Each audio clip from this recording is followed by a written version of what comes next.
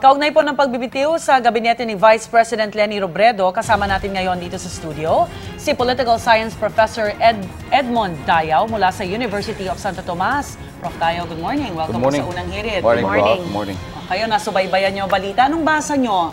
Medyo, nag-resign ba talaga o sinibak sa pwesto? Baka pareho. Nauna lang siguro yung text, no? Bago yung resignation o bago yung pagtanggal.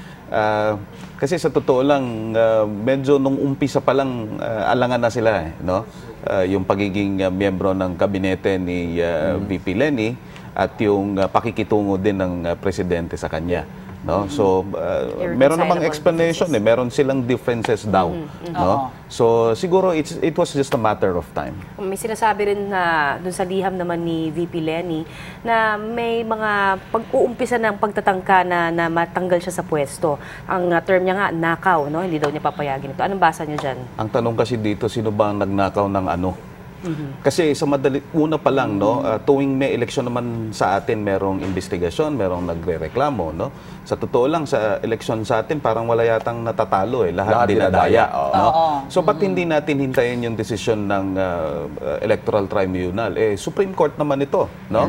Kahit pa sabihin natin na may mga desisyon ang Korte Suprema na hindi tayo sang-ayon, independent na institusyon ito, at sa totoo lang, pagka hindi pabor sa'yo, nagrereklamo ka. Pero hindi naman palaging isang panig lang ang nagiging desisyon ng Korte Suprema.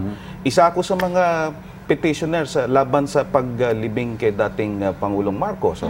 Hindi rin ako pabor doon. Pero ibig bang sabihin nito, lahat na lang ng magiging desisyon ng Korte Suprema, paghihinalaan na natin na ito ay ginapang, ito ay merong nag-impluensya o kung ano man.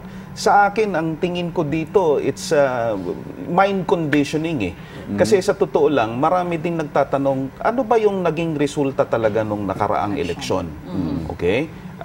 Pati yung ranking ng mga tumakbo. No? Dapat alamin din natin yan.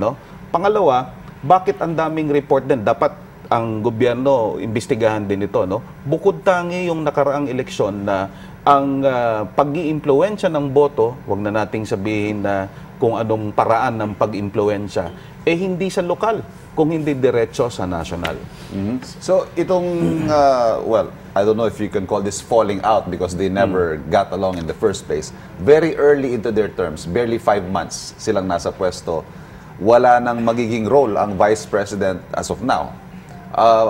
Paano kaya to? Paano to makaka-apekto sa ating state of affairs? Alam mo, sa totoo lang, kahit naman wala kang appointed position as VP, in fact, as a political leader, you can concentrate on your political agenda. So this is basically what we are supposed to look after this development. No? So, lalo na yan.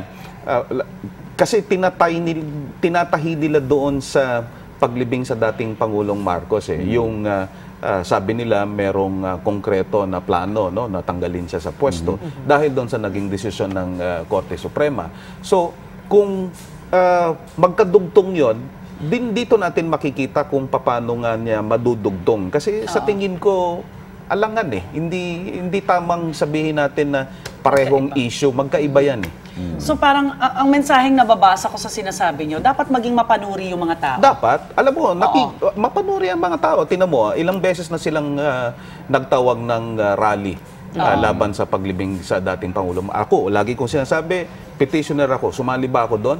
Gusto kong sumali, pero bakit hindi ako sumali? Kasi identified ka agad na yellow. Pag nagsalita ka laban sa paglibing, yellow ka kaagad. Hindi ako yellow So, hindi dapat sana gano'n ang naging narrative natin. Kaya nga, lagi kong sinulat ko nga sabi ko, hindi ba pwedeng pag nagsalita ka, hindi ka yellow, hindi ka pula, hindi ka Duterte. Pwede bang sa issue lamang. Issue lamang, pwede bang himayin mong mabuti para bilang Pilipino, alamin mo yung issue. Napaka-convenient kasi ngayon na i-stack one way or the other. Kaya lang din maganda dahil nung mga nag-organize, hindi sila nagpasuot ng kahit anong kulay. Itim lang.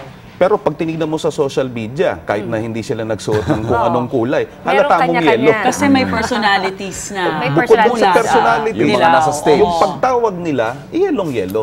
Oo. Mahirap na nanahahaluan ng politika itong mga issues. Alam mo, ang yung mahirap sa politika natin, identified lang sa mga personalidad, sa mga elites eh. So kawawa naman yung mga Pilipino lang talaga. Prof. Tayaw, maraming salamat, Salamat, sa iyong salamat. mga insights. Salamat po. Professor Edmond Tayaw, nakausap po natin ngayong umaga.